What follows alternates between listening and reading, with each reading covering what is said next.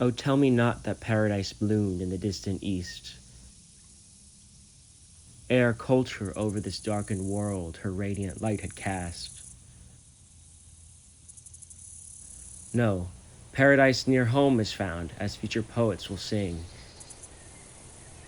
and nature's beauties ever crown Springside's returning spring. The old Dutch barn and farmhouse gone, wild grasses, bogs, and thistles, the untilled hills and barren knolls now yield their golden fleeces. Sour grew the rough and stunted fruit within the wild, full bough, but now amidst the pruned limbs delicious fruit doth grow. Where stagnant pools and merry sloughs with croaking frogs all over, the willow lark and myrtle grown like pigs in luxuriant clover.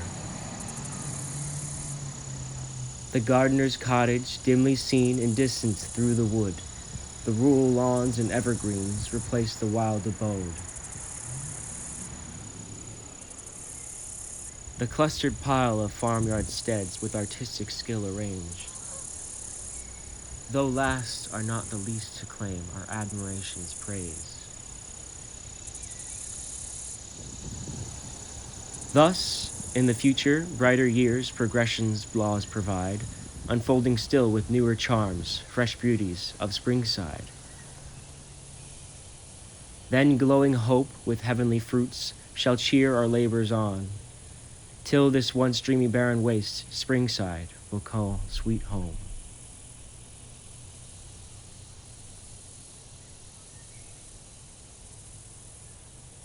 How's it going, Hudson Valley?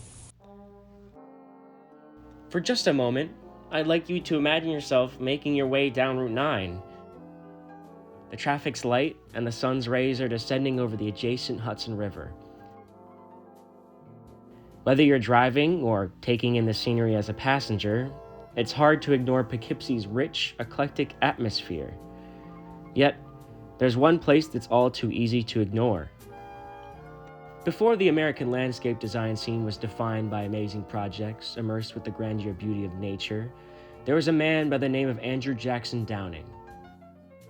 Though his legacy is overshadowed by the men that succeed him, men like Frederick Law Olmsted and Calvert Vaux, Downing was a big deal in his day.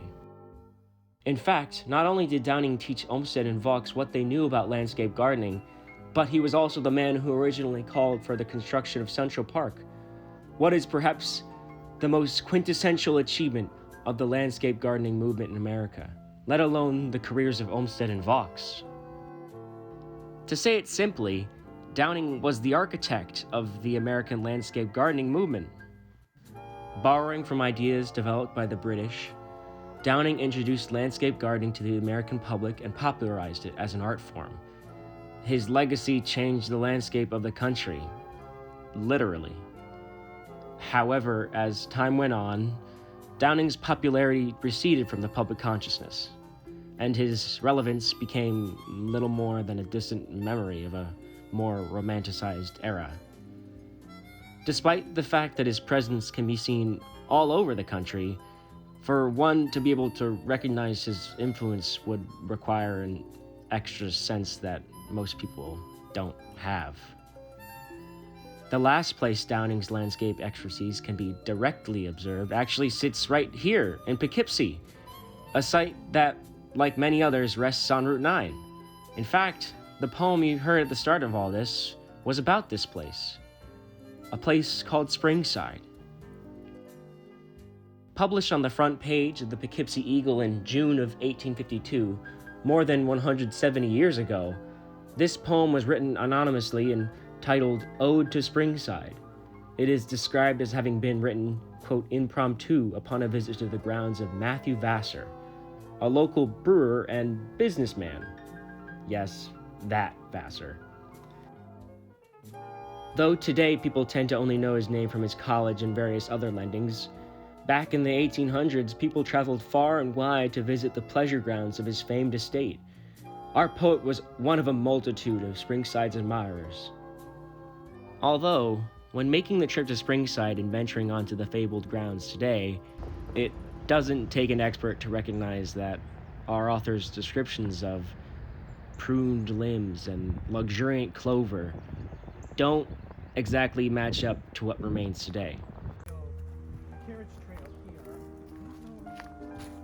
Basement on that side, and it was initially the gardener's cottage with the plans for the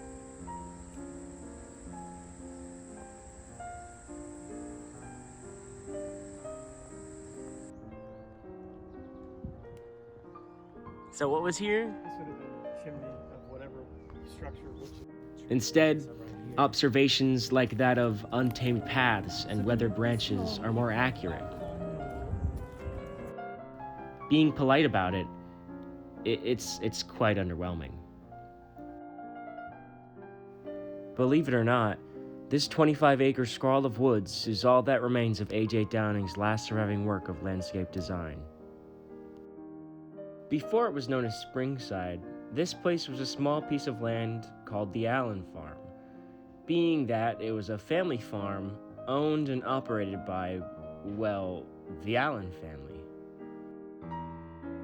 The name Springside comes from a natural spring which graces the property.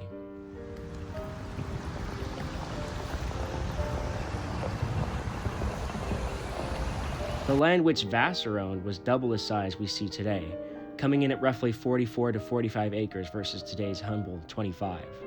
It's evident that when comparing places like Locust Grove or Poughkeepsie Rural Cemetery to Springside, preservation efforts have been far from perfect.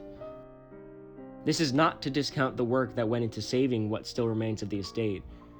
Known as the Pleasure Grounds, its existence can be accredited to a group of local historians dedicated to saving Springside. And they did this through an extensive legal battle which took place through the 70s, 80s, and 90s. In a conversation I had with the founding member of the Saving Springside movement, he described the meticulous efforts the then young group made, jumping through legal hoops just to make sure Springside wasn't destroyed because of historical ambivalence. At one point, even the serving of certain legal documents was coordinated to occur all at the same time so that the developers would not abuse the legal system as they had before. Ironically, what resources were spent saving Springside left none to restore Downing's vision, continuing a long story of unfulfillment. But none of that is important right now. Right now, the year is 1850, and there are 11 years until the start of the Civil War. 4 years ago, A.J. Downing was made editor of The Horticulturalist, a publication that allowed him to develop and refine his theories of landscape gardening. At the same time, a search committee is formed in the city of Poughkeepsie with the intention of finding the right property for a rural cemetery, a growing trend advocated by Downing himself. By May 29, 1850, a piece of land, the Allen Farm, was found to be both suitable and attractive for their intentions. According to the biography of Matthew Vassar, the land was, quote, in a state of natural rudeness, a state which inspired the committee by the possibility it held. Though at this point it would be a decade before he founded Vassar College, Matthew Vassar was already a prominent businessman within the city. As soon as the committee found a viable piece of land, Vassar purchased the property for $8,000. His intentions were to hold on to the land for the use as a cemetery, but subscribers of this version of the cemetery were few and far between. By December of 1850, the committee turned their attention elsewhere, leaving Vassar with 45 acres and no future plan for the property. In February of the following year, the Horticulturalist published a front piece for a prospective view and ground plan of a barn and stable designed for the villa residence of a gentleman on the Hudson. Downing would go on to describe the intended picturesque nature of the design and praise the client, whose property he felt would be remarkable for its, quote, completeness, convenience, and good effect of the various buildings, joined to much natural beauty of features of the locality in which they are placed. What this tidbit reveals to us is that by this time, Downing and Vassar were already working together, discovering the possibilities Springside held. Over the next few years, Downing would design and develop the grounds, gardens, and many utilitarian structures throughout the property. This includes a porter's lodge, a cottage, a barn, an ice house, an aviary, a dairy room, a granary, an apiary, a spacious conservatory, a gardener's cottage, and a log cabin. Though many of these designs were constructed in Downing's original vision, fewer than that actually stand today. This is somewhat to do with the hapless fact that, in July of 1852, Downing died.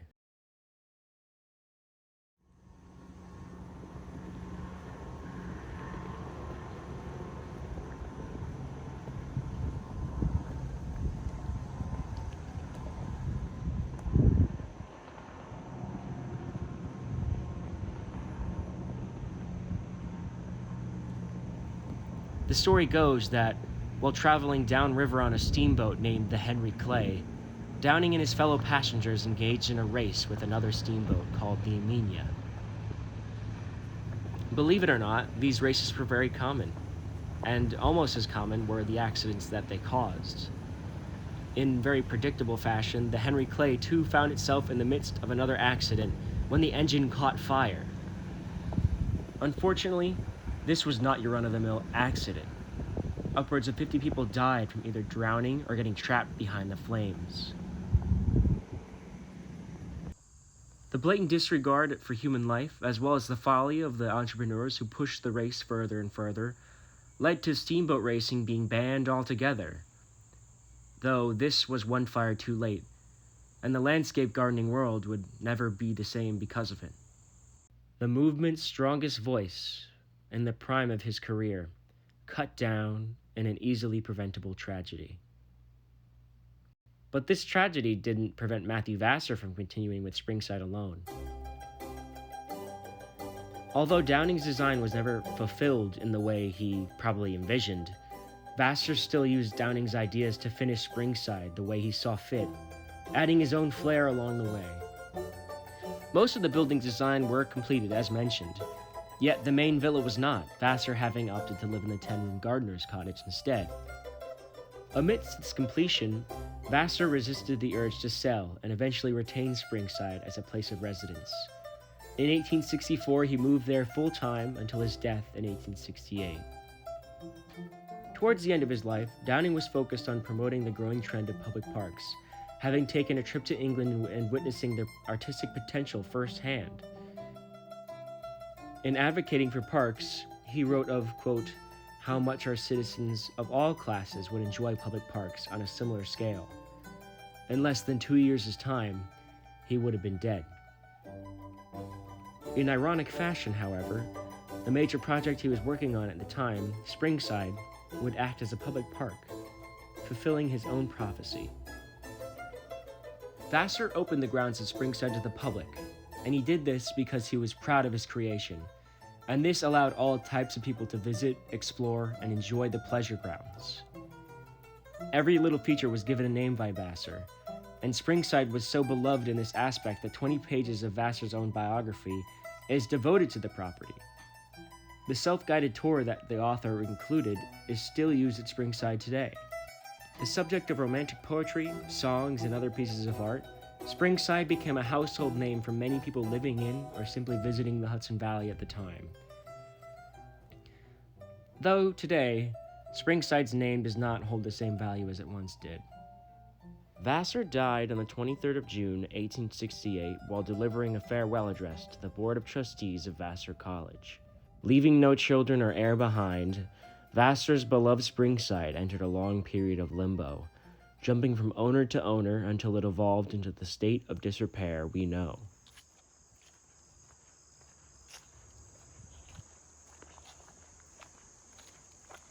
While all hope at first seems lost at Springside, if there's one thing Downing in the property's story teaches us, is that things change.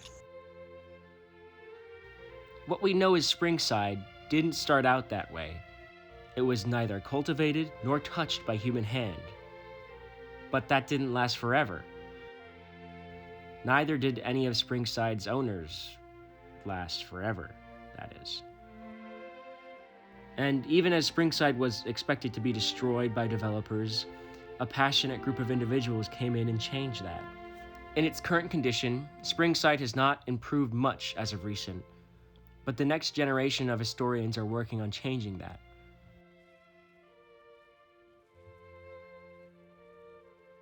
According to Springside's website, their progress has been hindered by every landscape ailment known to mankind. But there's still progress. Even beyond Springside, one day the whole thing will be gone despite all of our protests. But that's just the way of life. I'm reminded of a first-person description left by a visitor to Springside. We took a stroll over the ground of M. Vassar Esquire, a more charming spot we never visited. There is combined within these precincts every variety of park-like and pictorial landscape that is to be found in any part of our country. Meadows, woodlands, water sources, jets and fountains, elevated summits gently sloping into valleys, forming the natural openings for the roads to girdle the hills and knolls, and thence again reaching upward to the highest peaks, from whence the eye at one glance can survey almost every spot of the entire enclosure. Though Springside is not the same as this description portrays, it still holds the memory of Springside, hidden somewhere among the leaves. And on top of that, we should enjoy it while we still can.